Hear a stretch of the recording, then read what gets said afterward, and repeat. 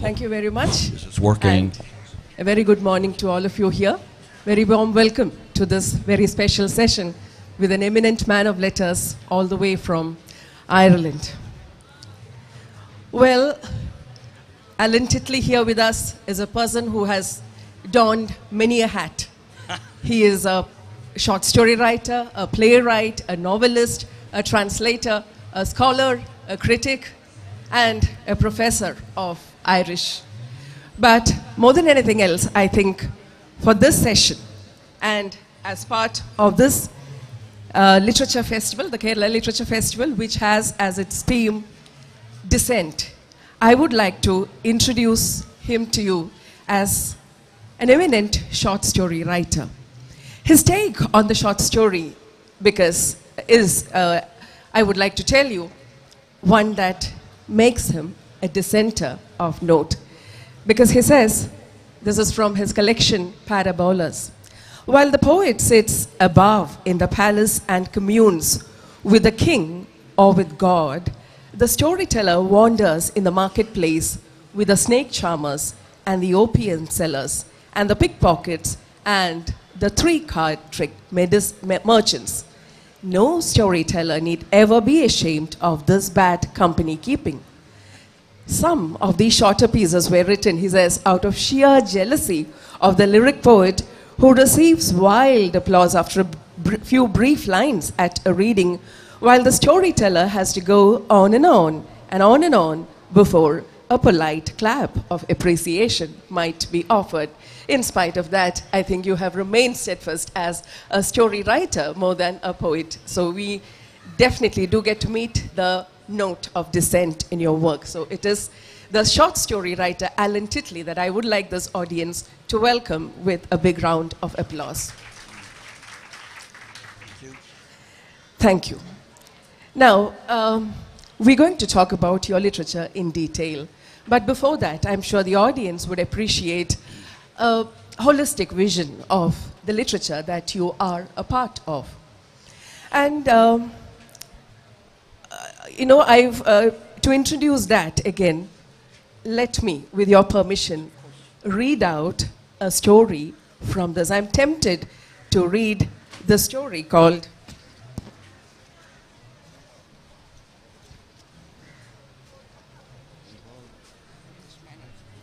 Which one is it? The Rich Man and the Poor Man. Oh yes, is it the very first one? The Third World. That's It's called The Third World. There was a rich man and a poor man. The poor man had to carry the rich man around on his back. They went here, there, and everywhere. They went uphill and down dale. They met Tom, Dick, and Harry, and the Rothschilds and Rockefellers and the O'Reillys. The poor man slept in the cardboard city created by the rich, and the rich man slept in the glitzy hotel built by the poor. But every morning the same sun shone on the rich man's face and on the poor man's bum. The rich man dug his heels into the poor man's neck in order to feel more comfortable. The poor man wrapped the rich man's ankles around his chest in order to feel more safe. Whenever they saw anything valuable or useful on their journey around the world, food or jewels or oil or riches or minerals or fish, the rich man would kindly ask, "Hey, why don't you pick that up and I will carry it for you?"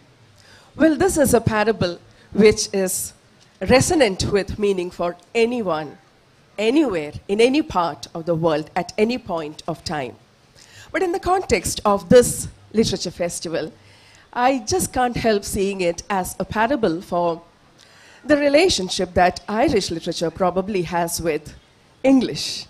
You know, when we think of English literature, we think of, you know, the great writers, beginning with probably, let's think of the greatest, the archetypal English satirist is Jonathan Swift, an Irish writer. The archetypal English novelist is probably James Joyce with his voluminous Ulysses, the great English novel, again an Irishman. The archetypal modernist poet, W.B. Yeats, the person who turned drama on its head, you know, in the 20th century, George Bernard Shaw. Well, English seems to have appropriated the greatest voices from Ireland. And appropriate, for your information, is a word that our author considers as the worst word in the English language, because according to him, there is nothing that is quite appropriate.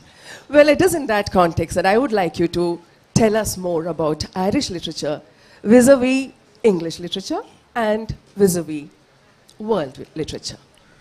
Over to Allan Titli. Oh, thank you very much for that introduction. Again, we've had several sessions with the Irish people here, and there was just one over there, which some of you, I'm sure, were at, and we had an earlier session the other day as well. And we said some of these things, but most people haven't heard them, so we're going to repeat them as well. And it's not often known that there are two languages in Ireland.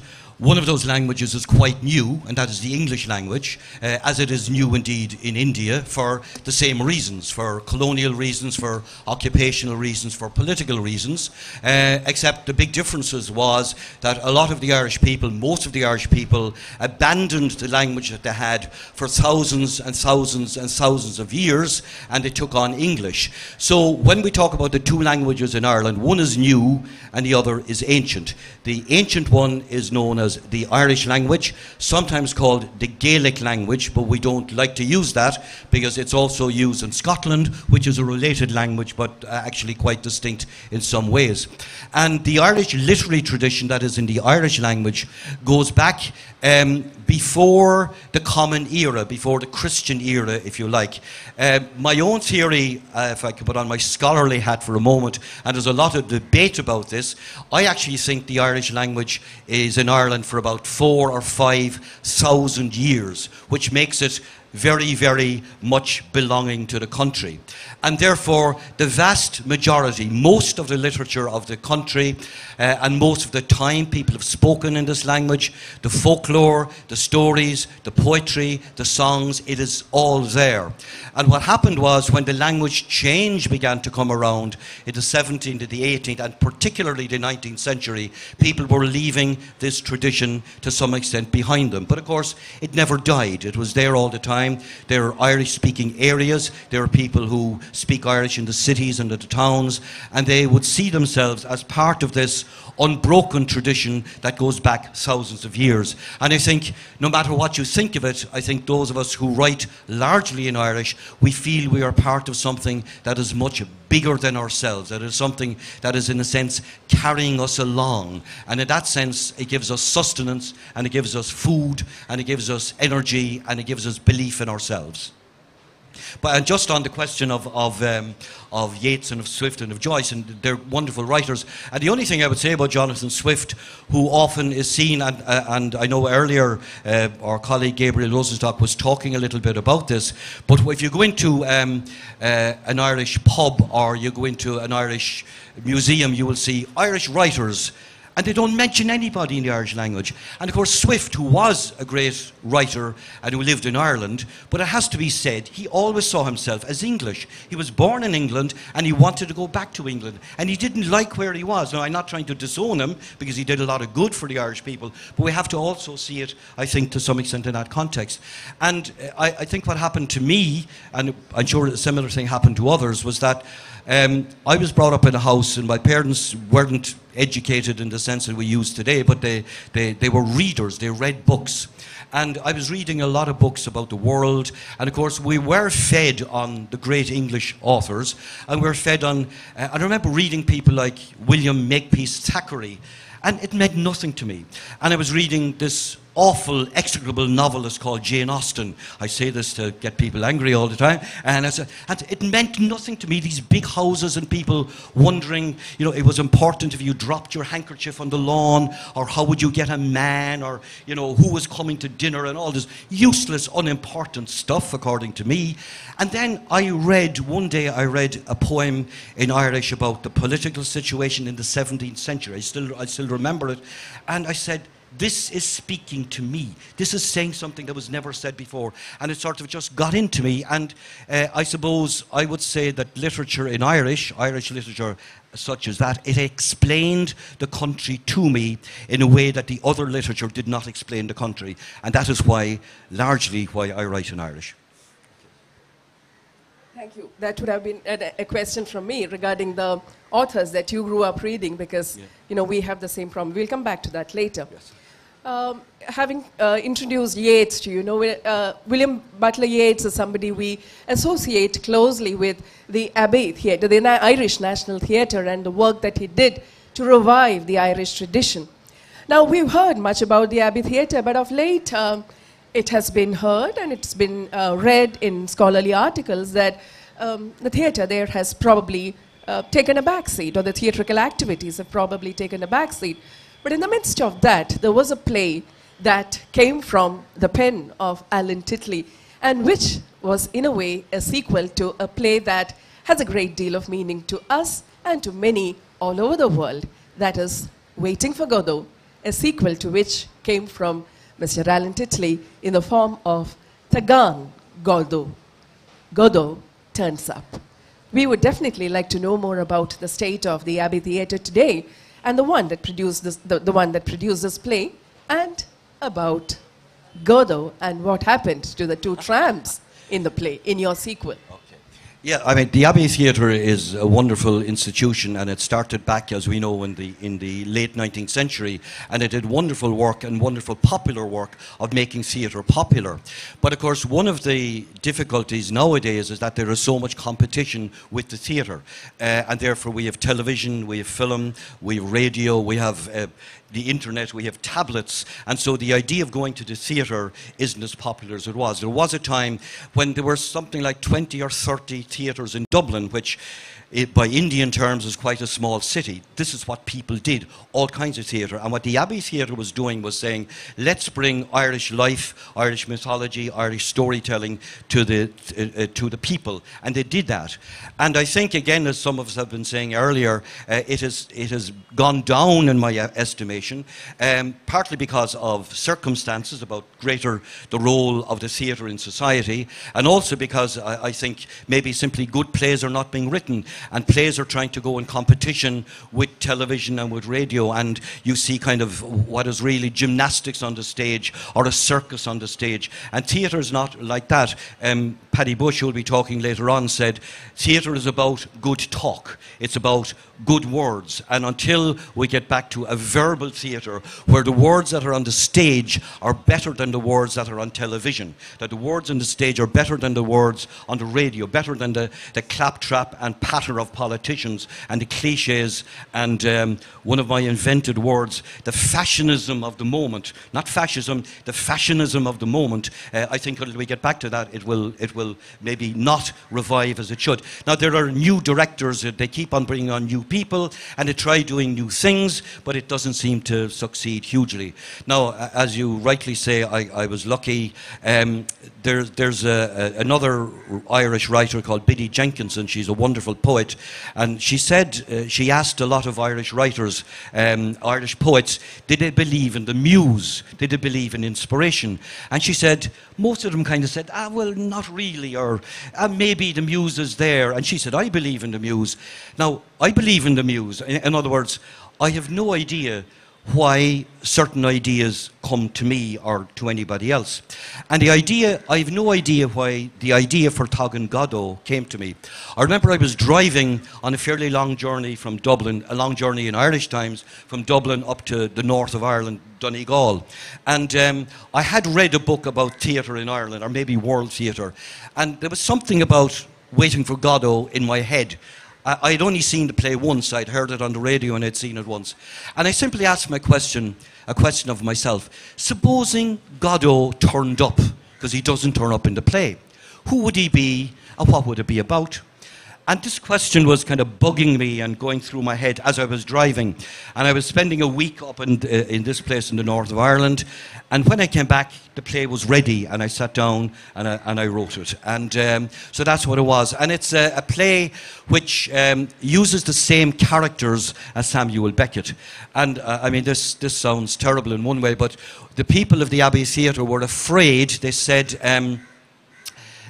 we're using the same characters as Samuel Beckett, or some of the same characters, not all of them. Estragon and Vladimir certainly are there.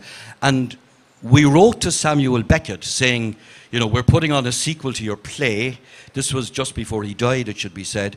And do you mind if we are using his characters? And a lovely letter came back, written in tiny, tiny handwriting saying, no problem with this, good luck with the play. So I have a little card by Samuel Beckett saying good luck with the play. And I was, I was very, very happy to do so. And lucky that it has been translated into different languages. Not English, translated into Italian, French and Russian. And it was produced in the Ukraine. So I have some, not zlotys, what I have in Russia, I have some in my pocket or bank account somewhere along the line. But it's a play about two people. I'm trying to remember the play myself, where they meet a traveling show. And the traveling show is giving them prizes, asking questions and giving them prizes. And one of the prizes, one of the people is getting prize after prize after prize. And the ultimate prize he gets is eternal life. And he says, I have eternal life, that's great. So they kill him and he's dead and he gets eternal life. But Godot comes along and he brings him back from the dead. And when he comes back from the dead, everybody wants to know what is out there, what is on the other side, is there any meaning there? And they ask him, what is the meaning of life? What is the meaning of, what is life about? And instead of telling them in sharp philosophical terms, he tells a story. So maybe I will try to maybe read a story if it's not too long along the way. And the story is, if I can, is it okay, wherever it is here. So it is basically, we will come across it in the meantime. All right, along the way. It's What Is to Be Done, I think it is called. We'll come to it. There are a lot of little political stories here as well. We will find this somewhere along the line. It's okay. What is to be done? This is the answer to. I like to deal with big questions like the meaning of life. So whatever they, rather than the small things that the others will. I know. I'm joking. So here's the story. What is to be done? And it's a kind of a fable as well. There was this man once upon a time, and he was very confused. He searched through the libraries of the world and the scrolls of the scribes, but he got no answer. And he studied with the wise professors of learning in the best institutions of knowledge and got no answer. And he starved himself for 40 days and nights and even took little pinches of mescaline to open the doors of perception, but still he did not get the answer he desired. So he decided to go on his way and walk from the top of the world to the bottom of the world in order to see could he meet anyone who might answer his question. And on his way, he met an important rich man with money bags under his eyes and with golden threads through his hair. And he asked of him gently and with proper manners, "Kind sir," he said, "you are a man of the world. You go here, there, and everywhere. You breakfast in London and dine in Montevideo. You have enough money to break the bank at Monte Carlo or to play footsie with the stock exchange. Would you mind telling me, please, what this is all about? What is the meaning of life?" And he looked into the eyes of the rich man, and he saw the money dancing in them. And the rich man said to him, as he might say to his underlings, "Sorry, boy, go away. I am too busy. I have to buy another bank. And anyway, it's a stupid question." And when he left the place, he heard the rich man laugh, and his laugh shook the ground beneath his feet. And after that, he went to the palace of the king. The king was within, perusing a map under eyebrows that looked like moving forests. His fingernails curled like dragons on his abacus as he counted his soldiers. And as he perused with pleasure, his forehead took on the contours of an unconquered country, and his teeth glistened like burning shields. And the man asked him with suitable obsequiousness, but in all honesty, "Your most worthy and inestimable excellency," he said, "you are the ruler of many kingdoms. You say to men, 'Come,' and they come, and go to war, and they go to war. There is nobody but that does not bow down to your might and majesty and do your bidding. Please, please tell me, what is this all about? What is the meaning of life? And he looked into the depths of the eyes of the king, and he saw power dancing within. And the king said to him with suitable royal impatience, "Begone from here, you fool, before I chop off your head. Don't you see that I am too busy erecting monuments and defeating enemies? And anyway, it is a stupid question." And when he left that place, he could hear the king and his courtiers laughing, and their laughs echoed like trampling hooves on the flagstones of the road. And after that, he went to the temple. The chief priest was within, praying on his bended knees. And the man spoke to him and said, "Your most benign grace and utmost holiness," he said, "you have read all the books of theology and the scrolls of scripture.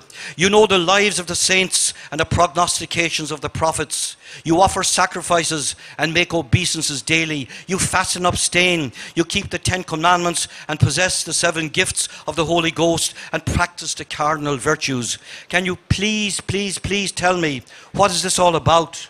What is the meaning of life?" And he peered down into the eyes of the chief priest, and he saw sanctity and holiness dancing madly in them. And the chief priest said to him with authority, "Depart from me before I set the faithful upon you. Do you not see that I am too busy adoring God? I have to make reparations for the sins of the world, and anyway, it is a stupid bloody question." And when he left that place with a troubled heart, he heard the chief priest laughing, and his laugh drew echoes down from the blue of the sky. And outside of the temple, he saw a small boy begging. "Help me," said the boy.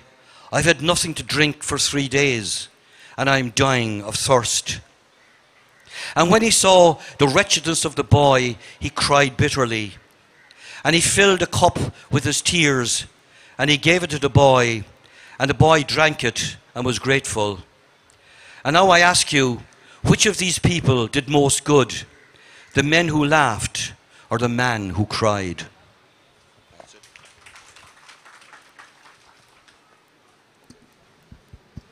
Thank you very much. We know that you are the archetypal storyteller. That was really engaging. I guess that was part of the conversation of mozo. You know, instead of pozo, you have a mozo here, and not lucky but unlucky in the play. And at the end of the play, it is, you know, Godot getting killed by Vladimir and Estragon. Okay, that carnival is, since you mentioned the joke, you know, that is, I think, part and parcel of your vocabulary.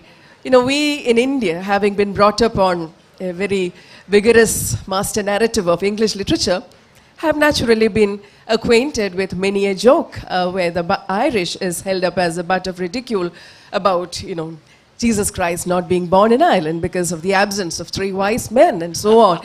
And characters like Pat and Paddy are all too common to us, very much like the Santa and Banta of Indian tradition. You know, these are iconic characters who are often held up as butts of ridicule. But all said and done, the joke, I think, is a very powerful weapon when it comes to expressing dissent. And your novels, your short stories, have been celebrated for this subversive and carnivalesque language. Yeah. I would like our audience to hear more about this subversive and carnivalesque language that your works are celebrated for. Well, you mentioned jokes and fun and games, and I'm very wary about anybody talking about stereotypes, national stereotypes, whether they're French or German or Spanish or Indian or Chinese or Japanese, whoever. But there's an Irish writer, Martin O'Kine, who we'll talk about later on, and he once said that an archetypal Irish trait was the mixing of fun and seriousness together. He has a book of short stories with that title. And I remember often when I would give lectures to students and you would talk about a serious topic and you introduce fun into the lecture, and they never quite knew whether you were being serious or not. And I think that is probably an Irish trait, with black humour mixed with fun and games at the same time. And if we can say that is about it, as much as you can do. And as for the carnivalesque, I suppose as well, the first novel I wrote, which was a novel set in Africa, because I lived some years in Africa as a very, very young man. And I remember I travelled in two places which produced two books about them. One was I travelled down into the jungles of the Cameroon, and I slept in the jungles, and I was surrounded by noise. I was surrounded by animals and by insects and by plants that I did not know what they were. And I was amazed at the richness of the vegetation. And we have rich enough vegetation in Ireland. There was nothing like that. And you couldn't see. I hacked my way through the jungle for some days with some friends. I wasn't on my own. And when I came to write the novel, and there were maybe other reasons of being in love with the richness of the Irish language, I wanted to recreate the thickness of the jungle to some extent. And some people have found the novel very, very difficult for these reasons, which indeed it is. But it was an attempt to say, this is what it is like to be choked by foliage, to be choked by richness along the way. So it was an attempt to put in language what I felt in the place about as well. And I also travelled in the desert, and that produced a different kind of novel. So the carnivalesque, I suppose, and I also like it. I have written, like my colleagues, I've written haikus, but I am probably much more verbose and wordy kind of writer than the people who can sum things up. I'm inclined to go on and on and on, which obviously I am doing right now, so maybe I should stop answering that question. Okay. Well, that's exactly what we are here for. We would like you to go on and on and on. But we would like you to take us to Nigeria, to where you spent a considerable part of your life. And the Biafran War, I think you were around in Nigeria at exactly the time of the Biafran War, which we have largely seen maybe through the poems of John Pepper Clark, but largely through the history of the Biafran War as recounted by probably the Encyclopedia Britannica, which maybe tells us only one side of the story. As an Irishman, how was it to live through those years, and how have they impacted upon the writing of those novels? I recall that there is two of your novels are in fact novels that have young African boys as the central characters, and who go abroad to pursue education. Probably there is a message that you would like to give them through those novels. Yeah, I went to Africa purely by accident because a friend of mine, I was playing football one day, and a friend of mine came out and he called me from the sideline and said, would you like to go to Africa? And a lot of things that happen in our lives are purely by accident, so I said, why not? And he had organised a teaching mission in a mission Catholic school, as it was, and so I went there, and I was teaching teachers, which I'd come from a teachers' college already. But and I was lucky in one way because I was never on the main continent of Europe. The first country I lived in outside of Ireland was Africa.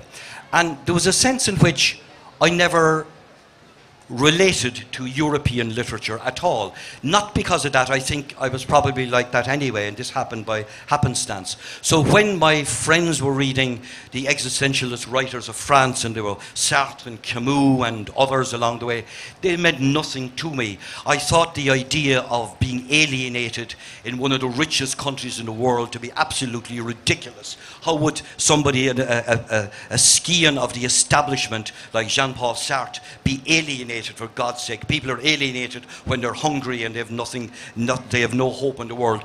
I just thought it was a total bogus and rubbishy philosophy. I'm enjoying this actually as I'm going on. But anyway, when I went to Africa, I was introduced to Chinua Achebe and Sole Wainka. I actually produced some Sole Wainka's plays with the children in the school. And I said, this is something else entirely. And I also travelled through the country.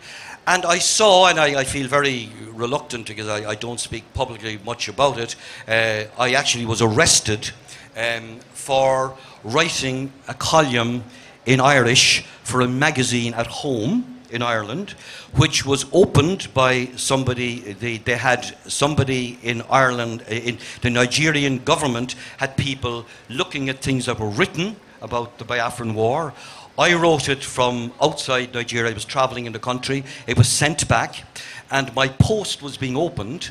I was set up rather innocently, when I think about it now, I was arrested and put into jail, which I spent some time, a short time I have to say. I was well enough treated, I can't complain about that. I was to be deported from the country, only the government stepped in and said, we will not deport you if you promise never to come back to Nigeria. So I am persona non grata in Nigeria. I would like to go back, but I'm not sure. But the other thing that happened, incidentally, and again, I feel very, very reluctant to say this, is that and I think it has affected my politics in all kinds of ways in my life. I saw people being executed. I was present at a public execution. We were invited by the people of the area to go to a public execution. This sounds absolutely bizarre. And we were brought to what was like a football field. 3 prisoners who were soldiers who tried to desert from the army during the war. And they were tied up on poles, and there was music played, there were people danced, there were speeches made, and then they were shot. And I always remember that as one of the most, I've never seen anything, most barbaric things. So I have always been suspicious of political power, suspicious of governments, suspicious of everything that went on, I think, in that war, because as well as that, maybe 2 million people died. And I went home, and this is back to the European thing again, I went home in the meantime, and this was 1968, and some of my colleagues here will remember. There was a thing going on, the revolution was going on in France, 1968. And in Czechoslovakia, which was a different issue. And the students in Dublin, in typical fashionistic fashion, there was a fashion of revolt. So they revolted in like fashion. They had nothing to revolt about. And when I tried to speak about what was going on in Africa, they didn't want to know. They wanted less people in lectures. They wanted their tutors to talk to them. They wanted more access to books. This kind of stuff that they could have had just by asking for it as it happened.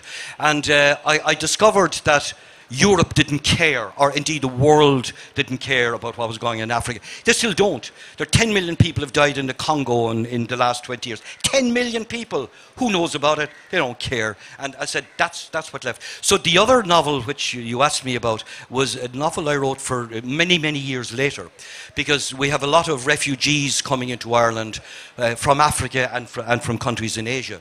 And I never thought that the Irish could be racist. And I don't think we're very bad, but I did hear some racist comments which disgusted me and still does to the bottom of my soul. And I did, as was Gabriel was saying earlier in the earlier session, I was in London as a young Irish student looking for work. And I did see no blacks, no dogs, no Irish. And I went up to a house to look to get in. And a woman, it said vacancies, and a woman had a lovely smile on her face. When she heard the Irish accent, she said, "Oh, I'm sorry, we're closed." And we were saying, "What's wrong? We're Irish, there's nothing wrong with us." But there was. So when I said, I saw that, so there were people from Africa, people from Asia coming in. And this was something new, because we had rarely seen black or coloured faces in Ireland. And of course, most people were, if you like, upset about it. But I had known of, and I had a daughter who was working with refugees. They didn't want, but I imagined what it was like to come across the desert as a young child, as they were. And I had travelled through the desert myself. And so I imagined these 2 children, a boy and a girl, coming to Ireland. Some of them, their companions, drowning in the sea, which is happening every day in the Mediterranean, which is a lake of death. And they are dying every day in the sea. And they came to Ireland. And a young boy, he had to live on the streets. He was looking for work. And in the end, because he was accused of stealing something small, he was deported. So it's a story which is a hard story to tell. And incidentally, as far as I am aware, it has been the first story of its kind to be published in Ireland about the refugee thing. It was published in 2006, so that's 12 years ago. Many years before the refugee crisis really loomed up large. That's indeed a very moving account, and a real insight into where you stand with regard to racism and the refugee crisis. Well, another bit of information that I got when I followed your works was regarding the whole issue of slavery. You know, this is a word that we always associate with colors that are black or probably brown. But we hear from your works that Ireland too has a history of slavery, and many were the Irish who were transported to plantations as far away as the Caribbean islands by the English as slaves. That's right. I have written several historical novels as well as contemporary novels, and I'm interested in, if you like, the little people of history, but little people who were real. In other words, that actually existed and what happened to them, but that we have very little information about. And what I tried to do, and I can talk with another one in a while, but what I tried to do was recreate their lives. And there's a little, there was a diary written in Irish in the 19th century by a school teacher who was an educated man. And he learned in a newspaper that there were black people, Negroes, in the Caribbean, in Montserrat, who spoke Irish. And they did. And he said, "I love the Irish, whether they are black or white." And I said, I'd never heard this myself, and just one line. And then I discovered a story about a woman who was hanged as a witch in Boston in 1688, on the 16th of November 1688 in Boston Common. And she only comes down to us by the name of Goody Glover, Goody being the short for good wife, which was what they called, instead of Mrs., it was good wife, changed to Goody. And Glover, probably the profession that the family did? Well, what happened was, because when I began to research it, we knew very little about her. But there is some stuff, her trial, we don't have a recording of the trial, but we have recordings of people who were at the trial. And in her trial, she spoke no English, because most Irish people in the late 17th century had no English whatsoever. And she only spoke Irish at her trial. Now, whether she had any English or not, we don't know. But it is the first reference we have to the Irish language in North America. But I tried to find out what happened to this woman. And she obviously was deported as part of the deportation of Irish people as slaves to the West Indies, to Jamaica, to Montserrat, to Barbados, and she was in Barbados. They were English deported as well, by the way, but mainly Irish, during Oliver Cromwell's notorious time in Ireland. They reckon as many as 50, 60,000, which was a lot of people for Ireland at the time. They were often called indentured servants, which was a nice euphemism for slave. And in some ways, an indentured servant was worse off, because what an indentured servant did was they worked for 7 or 14 or 21 years. And because the owner knew that after 7 years or after 14 years, their time was up, they could treat them very, very badly. At least, it was said, with a slave, you owned the slave, and you had to look after the slave or else buy another one. And the Irish were the original. They worked in the fields. They worked cutting with tobacco and with sugar, mainly sugar. And what happened was, when the slave trade from West Africa started, the Irish slave trade ceased. They reckoned that the black people were stronger and had tougher backs and were more inured to the sun. So a lot of the Irish went as this lady did, and she went as a servant to Boston, because when the women got older, they weren't allowed to work in the fields, and they went and they worked in houses in Boston. So when this woman was in Boston, her daughter, and she had one daughter, her daughter had a row with a daughter of the owner of the house, or something like that, and they accused the mother of being a witch. And if you know anything about the Salem witch trials, which happened in 1692, this was just 4 years before that happened. So there were other people hanged, and she was the first one, as I said. So it was a story which I wrote, and I wrote it in the form of a verse novel. I like a challenge, and there hadn't been a verse novel written in Irish at the time. And I started off with the hanging, and I went back to her time in Ireland, so it kind of tells the story in the form of, as I said, of a verse novel, which was challenging, but I enjoyed doing it. But if you want, will I say something about the other historical novel, because it links in with the question of of the Irish tradition. We were saying literature before Jonathan Swift. Right. I wrote another novel about an Irish poet who lived in the 13th century. So this is 400 years before Jonathan Swift ever did. And again, he was somebody I learned a tiny little bit about. And I remember there's a story told about people who do writers' workshops. And if you're a writer, you're often told to write a workshop. And somebody was asked once, if you want to write a best-selling novel, is there a formula to write a bestseller? And he said, yes, there's a formula for a bestseller. You've got to have royalty, religion, sex, and mystery. If you've got royalty, religion, sex, and mystery, you have a bestseller. A universal formula indeed. You know the story, yeah? So he asked the class to write the story. So one person very quickly had his hand up and said, I've written it. And he said, you can't have written a story. Religion, royalty, sex, mystery. Tell me your story. And he said, my God, said the Duchess, I'm pregnant. Who did it? Now, this story of mine has royalty, religion, sex, and mystery. It's got all of those. Because the poet he's known in Irish as Muriach Albanach O'Dala, which translates as Scottish Murray O'Daly. And he was a poet, so he was very proud, as poets are inclined to be. Somebody came to collect tax from him, and he murdered him with an axe.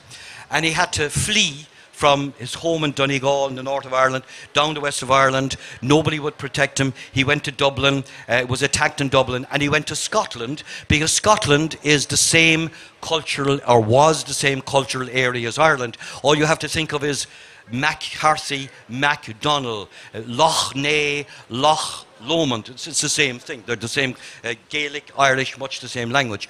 And he fled to Scotland. He wrote he wrote personal poetry, which you don't get in the 13th century. Very personal. He wrote a lovely love poem for his wife who died. And he wrote poetry calling on the Holy Spirit to give him inspiration. But when his time was up, he went to the Holy Land on the Crusades. And he came back to Ireland. And I think he went to Scotland, and he died in Scotland. And his descendants have been writing poetry for 700 years, down to the 19th century. His son, grandson, great-grandson, great-great-great-great-great-great-great-grandson, the longest political dynasty. But I said, this is a great story, so I wrote that also. Thank you. I mean, that bit about history definitely inspires me to, draw a lot the parallels between India and Ireland. It's not just the colors of the flag, the orange or the saffron as we call it, the white and the green of the tricolor, the Irish tricolor and the Indian tricolor. We're also two nations that have been more or less partitioned again by the very same nation. Yes. I would like to know about this, the concept of a national literature. Was it your effort? I mean, was it part of your effort to stress the national in Irish literature that led you to the translation of Martin O'Kane's work, The Dirty Dust, which I think is often recognized as the most important Irish novel to have ever been written?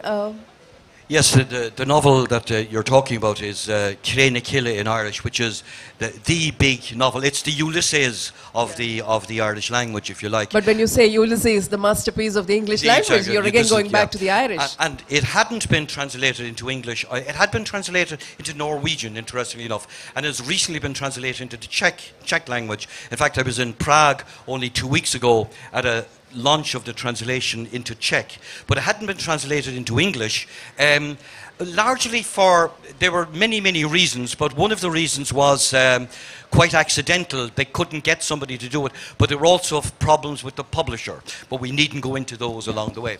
So the new publisher who owns the copyright of the book, he decided we're going to translate this into English and maybe consequently into other languages as well. And he asked several people to translate some pages of it, maybe 20 pages, and I was one of the people. And he came back to me and he said, I have sent your translation of 20 pages around to many readers, and he said, some of them like it. He didn't say all of them like it. He said some of them like it. He said, will you do it? And I was involved actually in writing the book about the witch at the moment, and I said, oh, but I said, this is a great opportunity.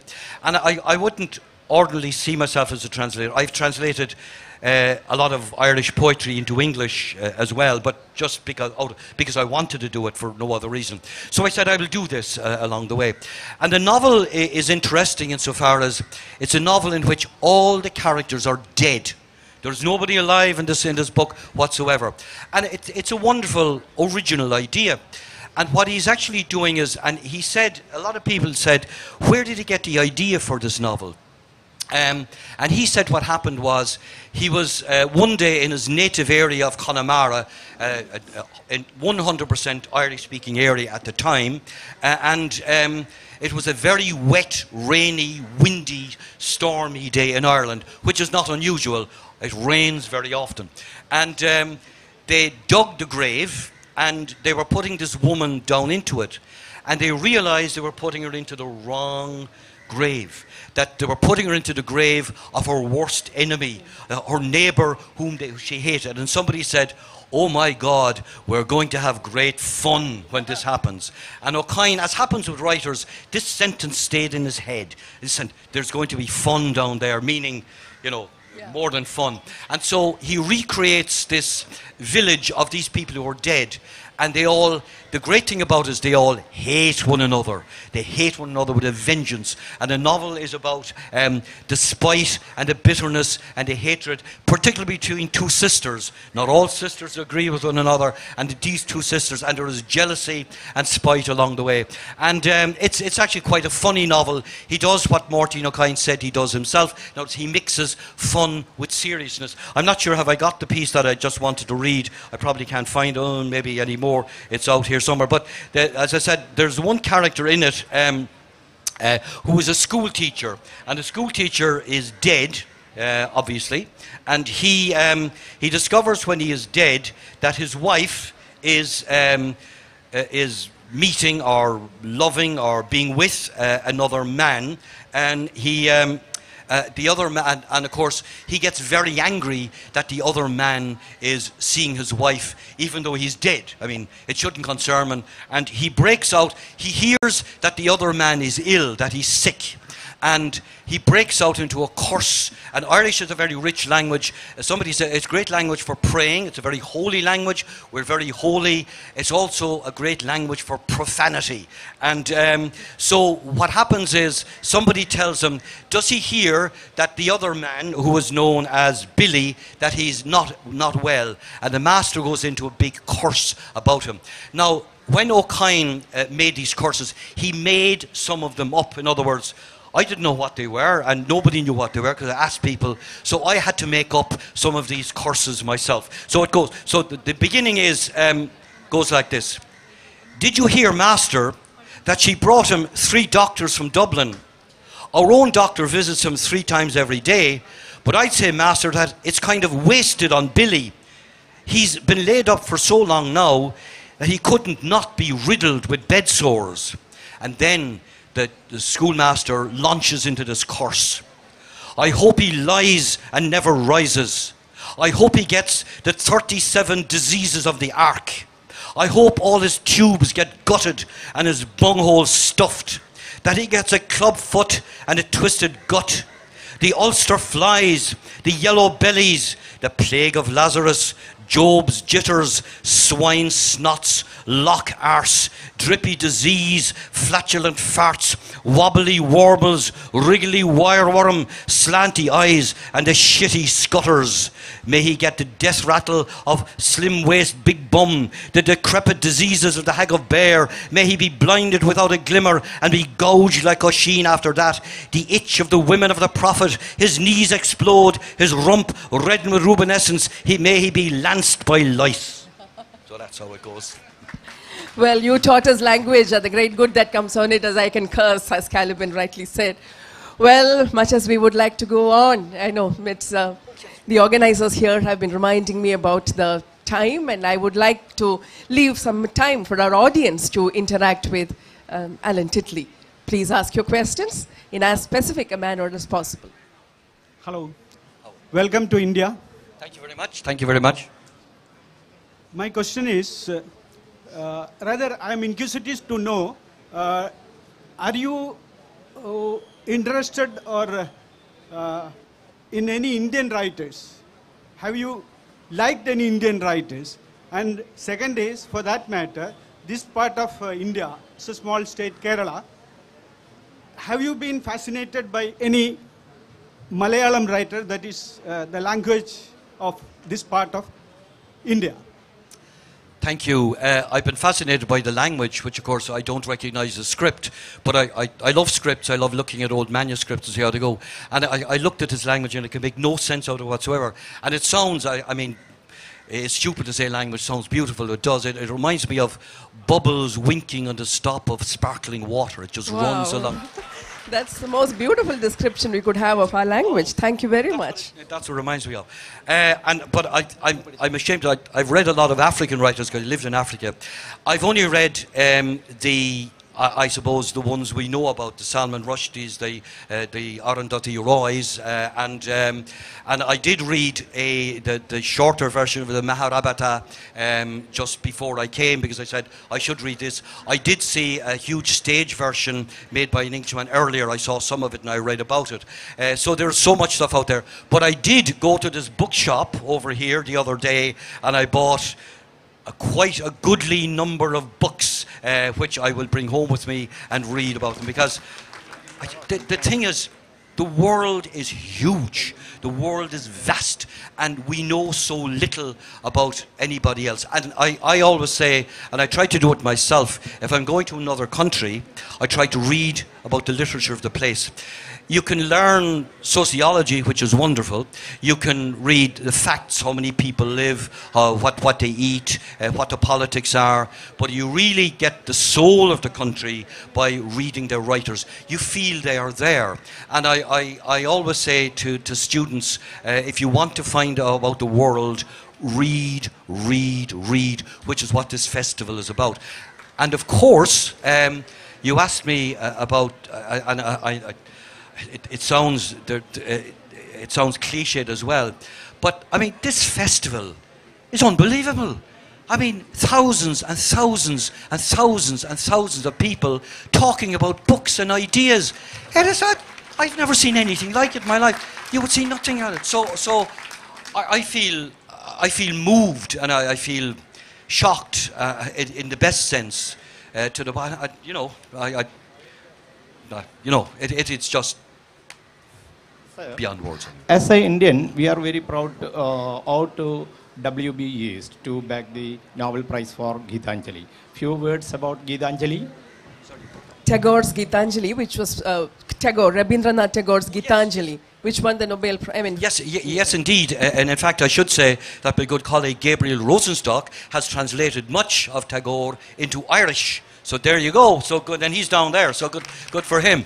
And yes, he is one that I have read because I like the long line in poetry, the line that goes and then it writes back in itself, and the long sort of dramatic poems and I know, for example, again that there is a contrast between the two writers and Rudyard Kipling, whom I feel, who is a great writer in his own way, but because of his colonial past, some of us feel indifferent, or at least feel suspicious of him, even though he did write great stories like him, and he did understand something about India for outsiders. I'm not sure what Indians think of him. But there you have that contrast between Tagore and Kipling, Tagore coming from the inside, and Tagore, as far as I'm aware, and other people know a lot more than I do about this, he knew W.B. Yeats.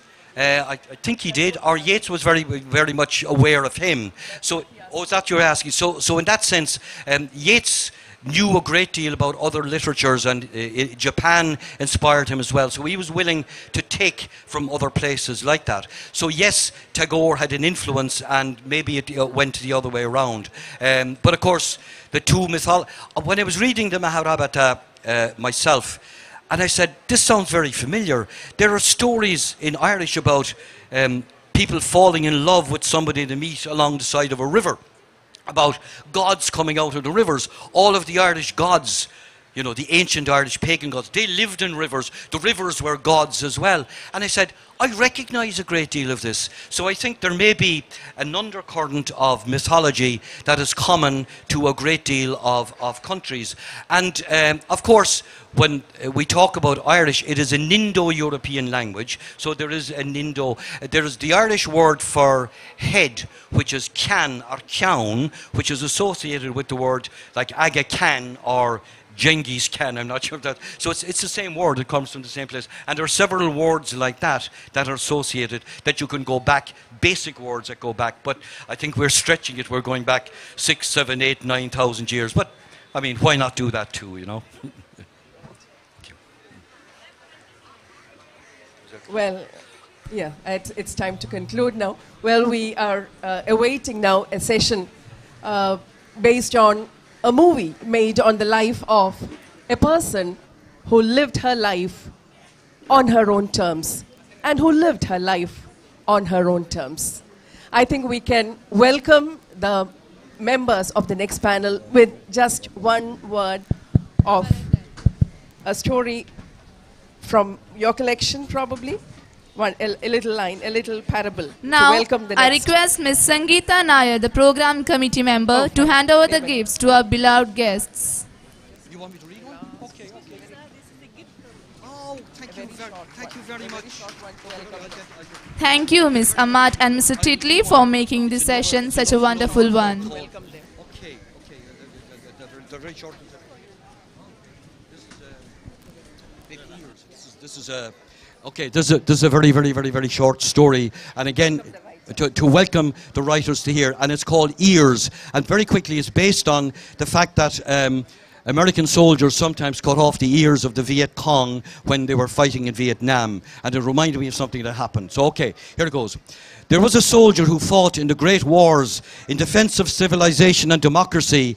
And he sent the ears of his dead enemies home to his friends. They thought that they were dried apricots because they were bright yellow and orange colour. They ate them.